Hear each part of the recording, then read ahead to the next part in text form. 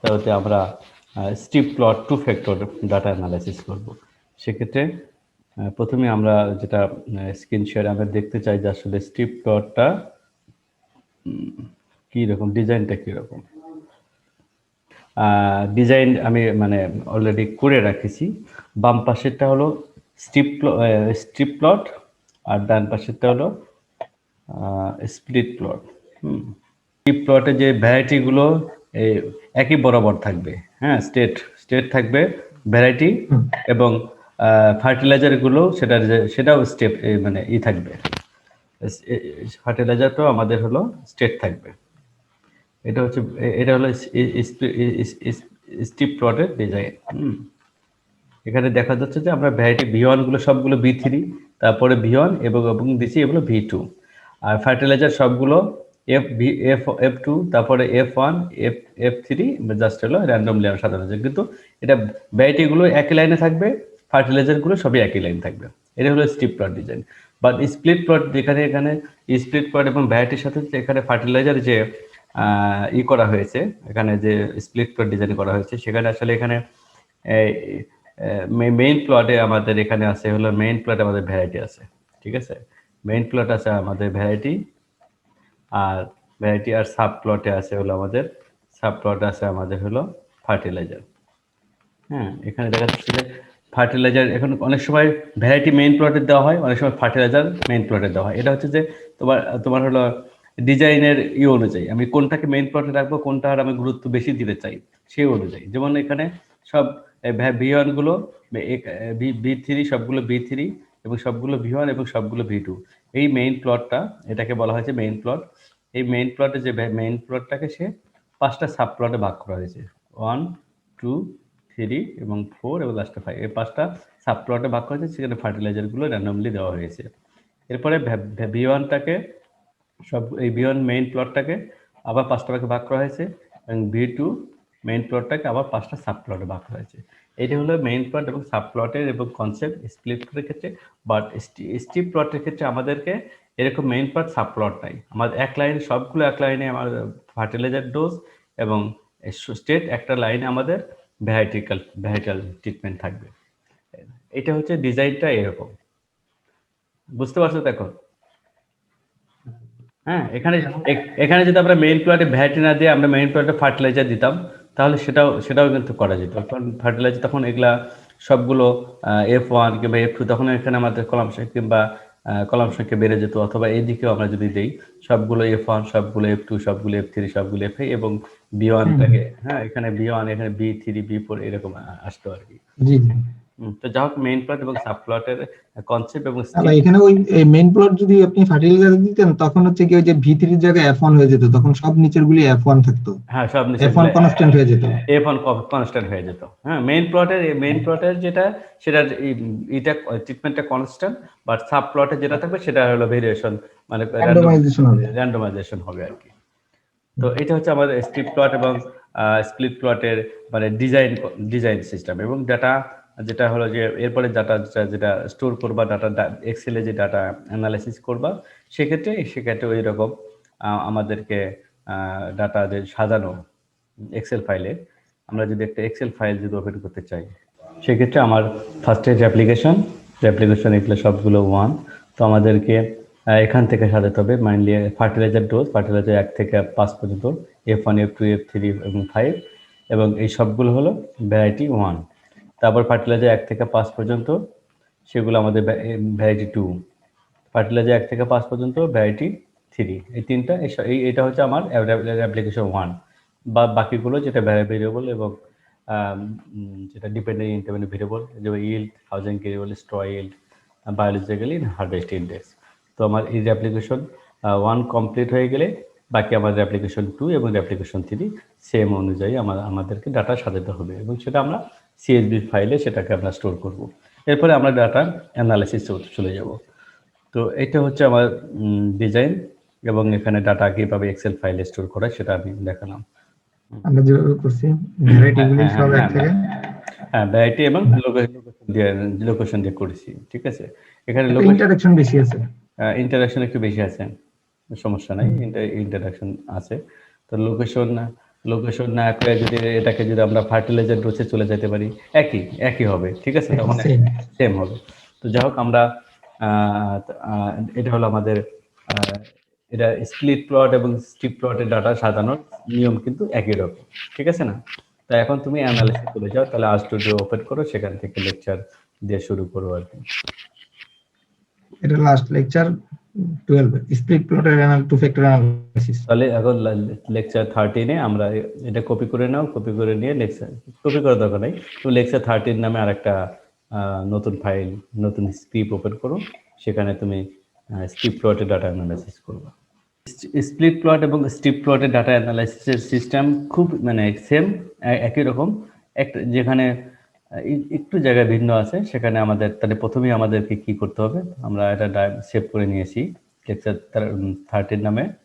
Lecture 13 তাহলে আমাদেরকে প্রথমে কি ডাটাকে লাইব্রেরি কল করতে হবে। স্প্লিট প্লটের অ্যানালাইসিস শিখবো নাকি স্ট্রিপ প্লট? স্প্লিট প্লট তো আগেরটা শিখছো না? জি জি। এখন স্ট্রিপ প্লট ডাটা অ্যানালাইসিস করব। বিশেষ করে এক্সেল ফাইলে ডাটা সাজানোর সিস্টেমটা স্ট্রিপ প্লট এবং স্প্লিট প্লটের সেম আর কি। সেটা তোমার যে ডাটাটা আছে এক্সেল ফাইলে যে ডাটা আছে সেটা স্প্লিট প্লটের ডাটা, বাট এখানে স্ট্রিপ প্লট অ্যানালাইসিস ওখান থেকে সম্ভব আর কি, এটা বোঝাচ্ছি আমি। আমাদের দুটো লাইব্রেরি কল করতে হবে, ডাটা শিট এবং অ্যাগ্রিকোড।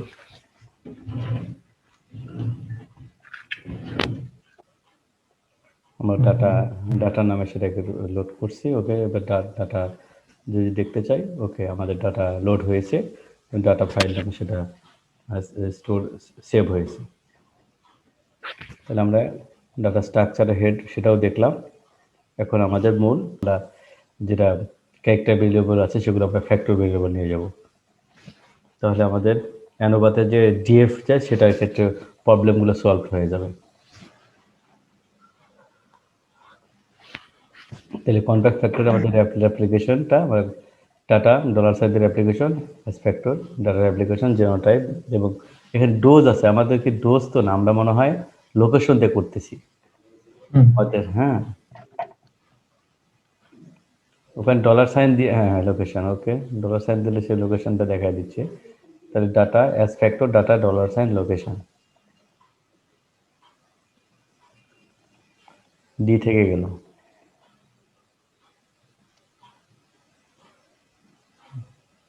এখন সব রান করো।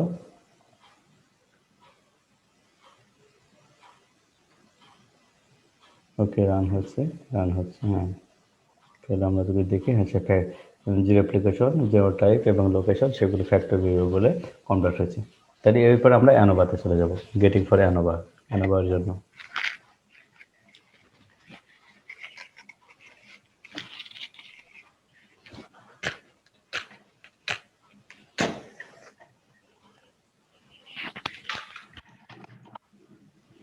ভাই সময় সংক্ষিপ্ততার করার জন্য আসলে কপি পেস্ট করতেছি। হ্যাঁ ওকে, এখানে কপি পেস্ট করলে সমস্যা নাই, কারণ তোমার একটা যদি বারবার এখানে একটু চেঞ্জ করতে হবে। তাহলে অ্যানোভা ফর পিএইচ এর ক্ষেত্রে, আচ্ছা ওকে, তাহলে আমরা মডেল 1 দিয়েছি উইথ ডাটা, ঠিক আছে। এখানে যেহেতু আগেরটা ছিল স্প্লিট প্লট, এখন তো স্প্লিট প্লট করবো না, এটা আমরা স্ট্রিপ প্লট করতেছি। তাহলে তুমি এটাকে স্ট্রিপ প্লট লেখো।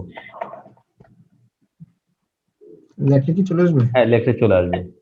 হ্যাঁ, স্ট্রিপ প্লট। তারপরে আমাদের অ্যাপ্লিকেশন পরে আমাদের আছে লোকেশনটা আগে দিচ্ছ, জেনোটাইপ দাও, আগে জেনোটাইপ থাক, পরে লোকেশন থাক, সমস্যা নেই। একটা কমা মুছে দিতে হবে, জেনোটাইপ পরে কমা, এবং তার আমরা প্ল্যান হাইটের ক্ষেত্রে দেখে যাচ্ছি। এটাকে রান করে দাও। প্ল্যান হাইটটাকে একটু করতে হবে, এডিট করতে হবে, পিএইচ দিয়ে সেভ করা ছোটতে। ছোট হাতে পেজ, ওকে। তাহলে আমরা রান, এই যে এখানে আছে। হ্যাঁ এখানে আছে, ওখান থেকে, ওকে। তাহলে রান করালে লোকেশনটা CA হবে, এ হয় নাই, লোকেশন বানামটা ভুলে গেছি। হ্যাঁ চলে আসছে। হ্যাঁ ডাটা আমি যদি দেখি জেনোটাইপ সেটা দেখাচ্ছে 32 অবজারভেশন। অ্যানোভা টেবিলে যদি আসি ডিএফ ট্যুর অ্যাপ্লিকেশন ছিল, ডিএফ ওয়ান জেনোটাইপ ছিল কয়টা? জেনোটাইপ জেনোটাইপ তিনটা, চারটা ছিল টোটাল। চারটা ছিল, হ্যাঁ। আর জেনোটাইপ সেটা হলো 1% লেভেল অফ সিগনিফিকেন্স। এরপর লোকেশন, লোকেশন দেখাচ্ছে নন সিগনিফিকেন্স। লোকেশন এবং জেনোটাইপ ইন্টারনাল সেটা নন সিগনিফিকেন্স ভ্যালু দেখাচ্ছে। ওকে, তাহলে আমাদের অ্যানোভা হয়ে গেল। এখন আমরা এলএসডি টেস্ট করব। এলএসডি টেস্ট যেটা ওখান থেকে আমরা নিয়ে আসি, এলএসডি টেস্ট ফর প্ল্যান হাইটের ক্ষেত্রে। ভাই কি আছেন? হ্যাঁ, তাহলে এখানে আমাদের model GL A model GL model one নামে সবগুলো আছে। Okay, model GL A model dollar sign GL A dot A GL B model dot B, এবং আমাদের এখানে এই যে দেখে নিচে যদি আমরা অ্যানোভাটা খেয়াল করি এখানে ই সি পর্যন্ত আছে, ঠিক আছে? তাহলে আমাদের এই যে হ্যাঁ আমরা ই সি আছে, তার মানে ওখানে আমাদেরকে আরেকটা অ্যাড করতে হবে। ইসি অ্যাড করতে হবে। হ্যাঁ ইসি অ্যাড করতে হবে। তাহলে জিএল বির পরে আমাদেরকে আবার যেতে হবে, উপরে একটা ইসি অ্যাড করতে হবে আগে। জিএল আচ্ছা বি, আচ্ছা, বুঝতে জিএল পারছি। বি, জি, জিএল সি সি অ্যাড করতে হবে। জি, এটা নিচে। উপরে উপরে যাবে, হ্যাঁ 3 নম্বরে যাবে। হ্যাঁ নিচে এন্টার দিয়ে পেস্ট করো জিএল সি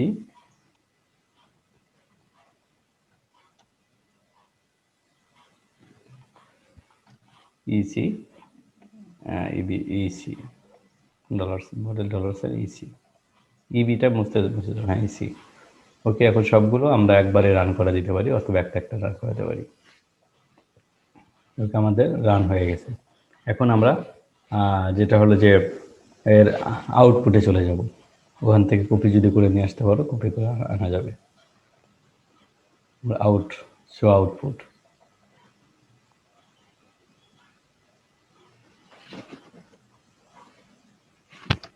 তাহলে আউট অনে আমাদের উইথ ডাটা ঠিক আছে, এলএসডি টেস্ট এটাও ঠিক আছে। প্ল্যান হাইট ক্ষেত্রে 70 মনে হয় পিএইচ হবে। আর ডোসের ক্ষেত্রে জেনোটাইপ, আগে জেনোটাইপ পরে লোকেশন। উপরে এক এক আউট ওয়ানে ওটা হচ্ছে জেনোটাইপ লাগবে। Genotype ELA EA console two, এরপরে এরপরে location, location EB console is equal to 2, এরপর interaction genotype into is to location.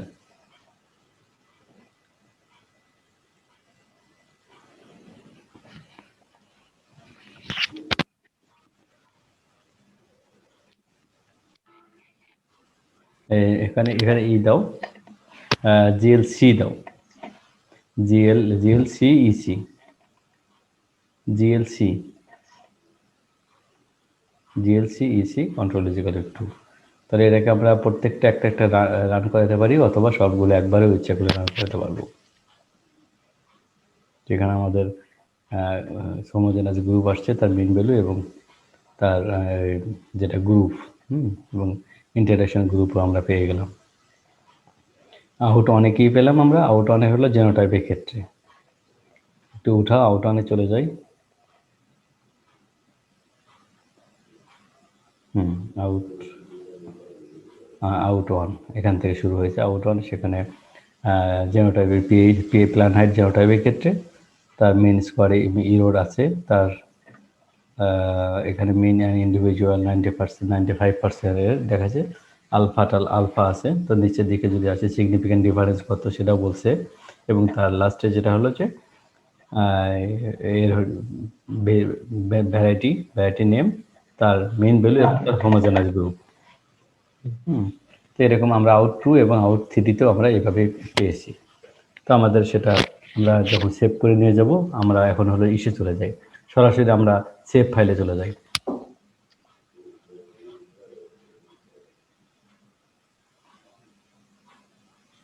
আমরা আরও নিচে চলে আসো, সেভ ফাইলে চলে আসো একদম। সেভ ফাইলের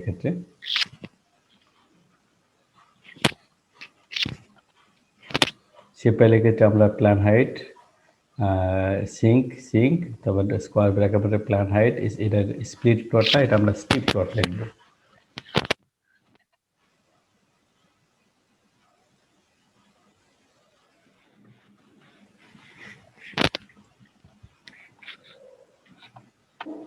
স্ট্রিপ লিখলেই হবে, প্লট লেখা দরকার নেই।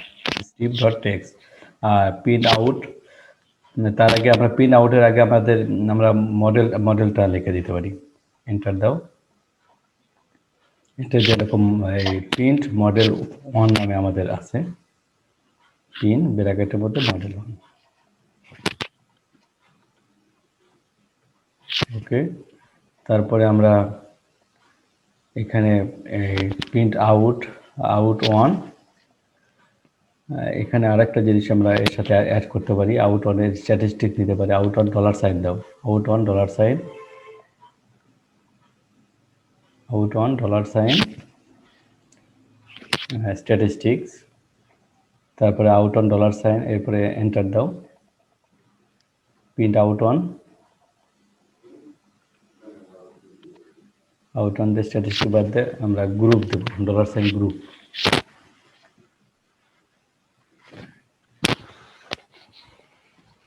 মানে সেম আউট 2 এবং 3 ক্ষেত্রে সেরকম আমরা প্রিন্ট ওই রকমই অপশন দেব।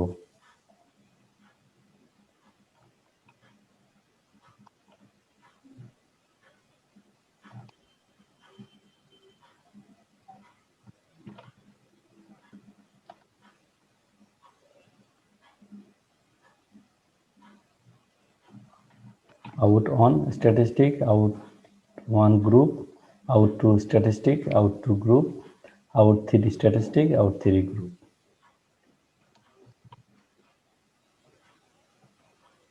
এবং লাস্টে আমাদের সিঙ্ক অপশন। ওকে, এটা পুরোটা আমরা রান করাই দেব। রান করলে আমাদের রান হয়ে গেছে। এখন আমরা যেখানে এসে গিয়ে দেখব আমরা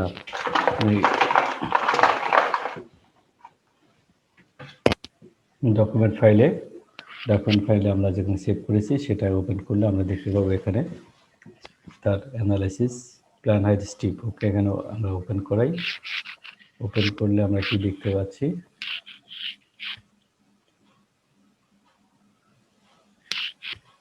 আমরা নিচে যদি আসি, এটা অ্যানোভা,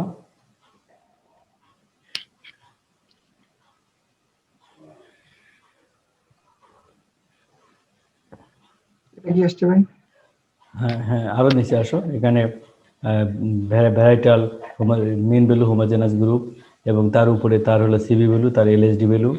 হ্যাঁ, এরপরে যে লোকেশনের মিন ভ্যালু এবং হোমোজেনাস গ্রুপ, তার উপরে দেখা যাচ্ছে তার সিবি ভ্যালু এবং তার এলএসডি ভ্যালু। এরপরে যে মানে ইন্টারাকশনের ভ্যালু যেটা ট্রিটমেন্ট, তার হোমোজেনাস গ্রুপ এবং মানে মিন ভ্যালু, এর সাথে উপরে আছে সিবি ভ্যালু এবং এলএসডি ভ্যালু। তো প্রত্যেকটার জন্য সিবি ভ্যালু এবং এলএসডি ভ্যালু ডিফারেন্স কিন্তু, হ্যাঁ, প্রত্যেকটার জন্য আলাদা আলাদা। এবং সেখানে প্রথমেই আগে সে তার এলএসডি ভ্যালু সিবি ভ্যালু দেখাচ্ছে এবং তারপরে তার হোমোজেনাস গ্রুপ দেখাচ্ছে। তো আমাদের এখান থেকে পুরো এটাকে আমরা সেভ করে এবং এটাকে আমরা এক্সেল ফাইলে, সেখান থেকে ওয়ার্ড ফাইলে টেবিল ফরম্যাটে সাজাতে পারবো আর কি। তো আমাদের স্ট্রিপ প্লট ডিজাইনের লেকচার এখানেই আপাতত আমরা শেষ করছি আর কি।